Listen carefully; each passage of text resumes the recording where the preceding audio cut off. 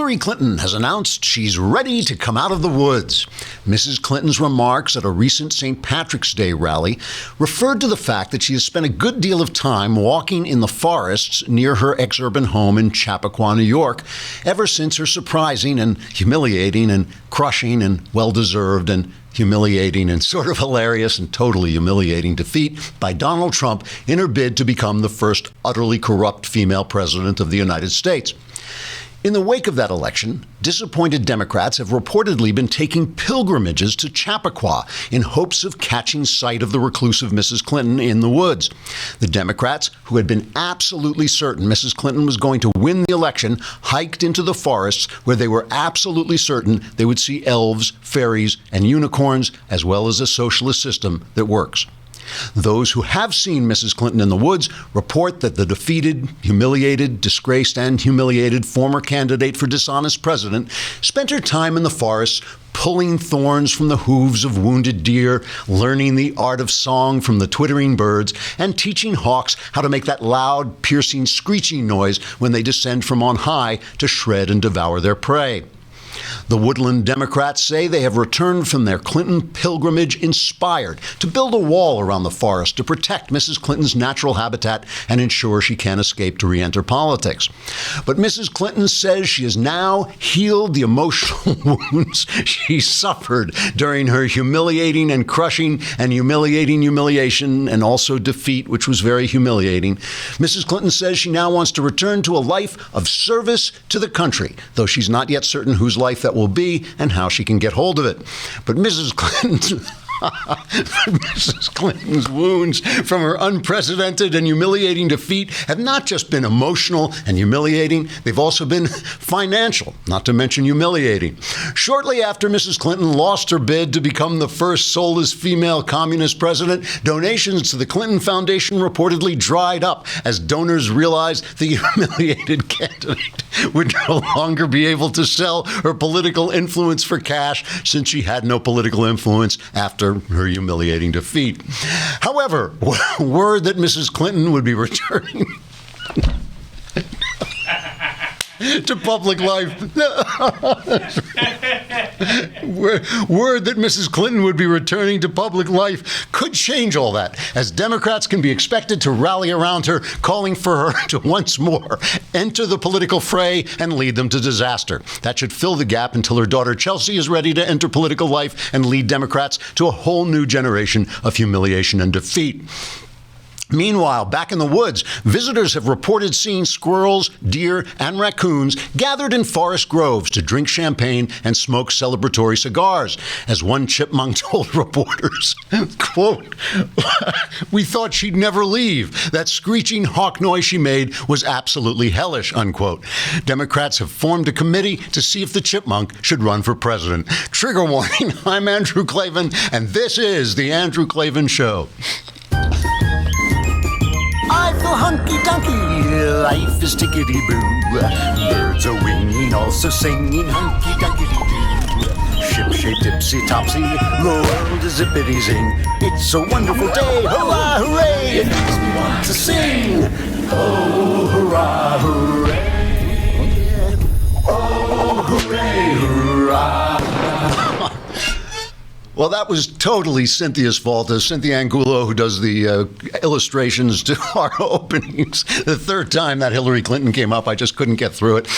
But believe me, it would have been really funny if I had been able to. All right, it's Mailbag Day. Hooray! All your problems will be solved and your life changed, possibly for the better. But first, we have our wonderful sponsor, one of my favorites, Blue Apron. And here is Cartoon Klavan to tell you all about it. Basically, what this is like having a restaurant in your home. Not the kind of restaurants my listeners go to, where the food is inedible, but the waitresses aren't wearing any clothes. But these are places like nice people go to, where the food is really good. What they do is they send you, it's about $10 a meal, and they send you all the ingredients you need in exactly the right proportions. And it's easy after that. You just sit back and watch your wife make the meal. But every now and again, you have to get up and chase her around the room. Maybe that's just in my house. I'm not sure. You just go on blueapron.com/Andrew, and they will give you the first meals for free, no delivery charge, nothing, so you can taste them yourself. It really was terrific. I mean, I'm not joking. It was great food. Blueapron.com/Andrew. It's a better way to cook. Good stuff. I like that cartoon, Clavin. You should do the whole show. He never cracks up. So you may have noticed the stock market kind of plummeted yesterday, and I think the reason that it kind of plummeted is because our president is having a little bit of trouble, and what they're afraid of, I think, is that conservatives are going to tank Trump care. They're going to tank the Ryan fix to Obamacare, and that means that all the other stuff, the tax reform and the relief from certain kinds of regulations and stuff, all that stuff's going to get backed up, and it's not all going to come together. That's why the stock market has been climbing, because of all the optimism. So Trump has put his credibility on the line. He met with conservatives who are not happy with this health care bill. He apparently joked with some of them that he was going to crush them in primaries. But he basically told the people, he had that rally in Kentucky a few days ago, and he told the people that this is going to happen. Here's that cut. Thursday is our chance to end Obamacare and the Obamacare catastrophe and begin delivering the reforms our people deserve. Big thing. Then we get the tax cuts. Big thing. And remember, we're going to negotiate, and it's going to go to the Senate and back and forth. The end result is going to be wonderful, and it's going to work great. And it's going up. It's supposed to go up for a vote Thursday. Paul Ryan can always pull it. But right now, the conservatives in the House are saying they have the votes to block this, and they will. And my concern about this is not, I don't think this is a great bill. I think it's a mess. I think my personal opinion is they should pass it, make some changes, pass it. Then the Senate will pass their version, which will be totally different. They'll sit down, they'll iron it out, they'll have a chance to build something that might be close to decent. I think that's important.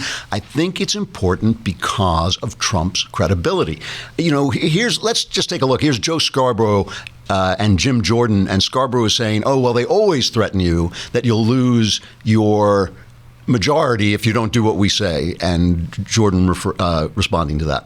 The trick they always tried on us was, if you don't pass this bill that leadership crafted in the dead of night and jammed all of these things into, and if you don't pass it tomorrow, the Republican majority is at risk. Do you want to do that? Argument never worked then, and I find it hard to believe that it's going to work now, is it? No, it's not going to work now because they rolled this bill out 3 weeks ago. They didn't allow any witnesses to testify in the hearings. No amendments were allowed to be offered except the manager's amendment, which is a leadership amendment and only makes technical changes. And they said it's a binary choice, which is not how the legislative process is supposed to work. So you're exactly right. Our job is to do just what Mark Meadows said, to do what we told the American people we were going to do when they gave us the privilege to serve. And this bill doesn't do that. This bill does not repeal Obamacare. And that fundamentally is why we're opposed to it. And unless it changes, I do not see the votes there to pass this legislation. And just to be fair to Paul Ryan, he said that when he said it was a binary choice, he meant when it came up for a vote, if you turn it down, then you're stuck with Obamacare, which is just pure, that's just the facts. Now, Ryan can pull the bill. He can pull it back, and maybe avoid disgrace, come back, relatively quickly with another replacement. I think it is unwise. And here's the thing. Trump is under fire. He is under unprecedented fire. I've never seen a president denied any kind of honeymoon before at all. And part of it is his own fault. He's got a big mouth. This stuff, when he said that Obama wiretapped him, I think that's closer to the truth than people are granting.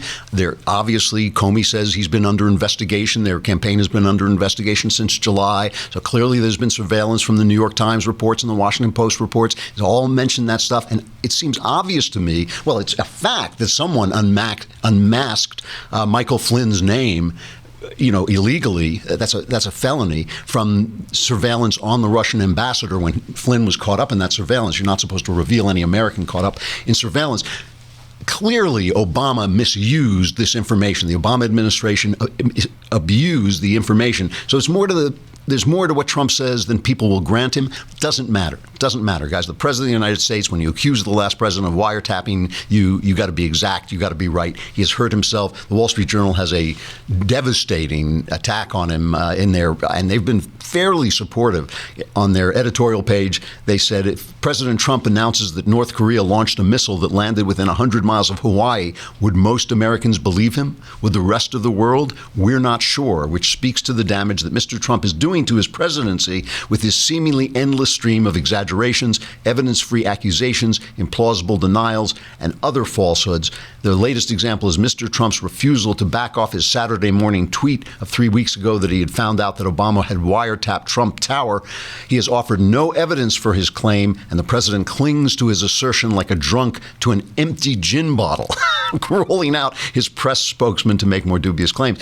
You know, so I understand that Obamacare repeal is important, but I just want to show you how damaged I think this president will be. And this president, look, I've detailed my troubles with Trump endlessly, but this president's agenda right now is not just a conservative agenda, it's almost a conservative dream agenda. You know, even the stuff about infrastructure may bother some people, but some of this stuff about rolling back regulation, obviously Neil Gorsuch, his Supreme Court pick, this is great stuff. I just want to show you, just for a few minutes, how the press is working so hard to damage this guy and stop him dead. And of course, the press, when I say the press, I mean the Democrats, because that's who the press is. I want you to remember Klavan's first rule of mainstream media coverage. I've said this again and again, but it's always worth repeating.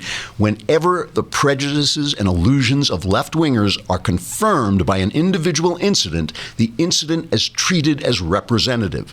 When left-wing prejudices and illusions are contradicted, the incident is considered an aberration, and treating it as representative is deemed hateful. And that brings us to this horrifying rape in a Rockville, Maryland high school. And I'm not going to go into the details, but a 14-year-old girl was forced into the boys' room by two illegals, right? Two students who were here illegally. They were 18. One of them's 18 and one's 17. And all of them, the 14-year-old girl, the 18-year-old, and the 17-year-old, were all in the 9th grade because these illegals couldn't speak English, so they couldn't move up. They forced her into the boys' room. They raped her as brutally as, you only have to use your imagination.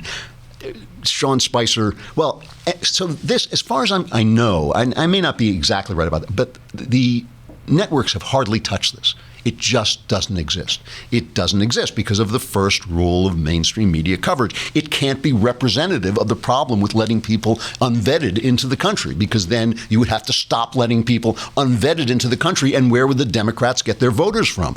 So these kids got in. One of them was busted by ICE and released under Barack Obama's catch and release program, right?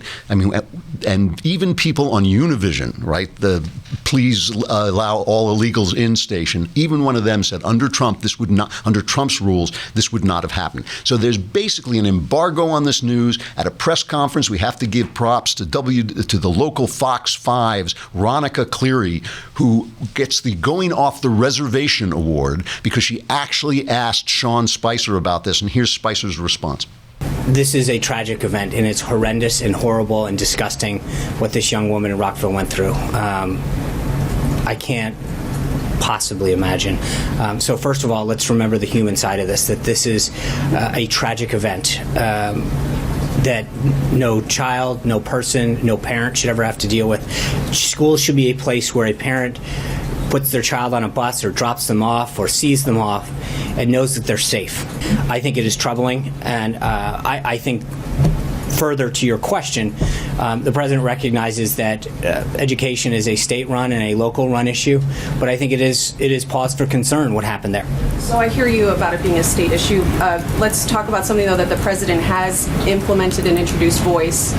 Is Voice, Victims of Immigration Crime Enforcement, is that enough to support? No. It's one piece. The president understands that victims need a voice, which is why he brought it in there to help them when they're specifically targeted or victims of a crime by people who are here illegally.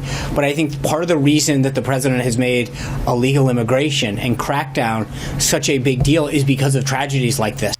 So, again, Ronica Cleary gets the Going Off the Reservation award. But, you say, well, why isn't the illegal dreamer who is an honor student, why isn't he representative of all illegal dreamers? All I'm saying is it's just as fair. It's just as fair to take one example as another example. And the thing is, how many little girls have to get raped before it's a problem? Because guess what? If it doesn't happen in a public school, which is where it's going to happen, and it happens in a private school and it happens to somebody's daughter in power, if somebody's daughter in the media, if it's somebody's daughter in the media, then it only takes one. That's all it takes is one. But because this person is not a famous person, because she's not in government, because she's not working for CBS or NBC or ABC, they don't have to cover the story. And this, look, it's on Obama. This rape is on Obama. I'm sorry, but it is. And it is representative of the problem, one of the problems that Trump is trying to fix and is being thwarted at every turn. All right, I got to say goodbye to Facebook and YouTube, but come on over to thedailywire.com. You can hear the rest. If you subscribe, you can be in next week's mailbag, but you can hear the mailbag today.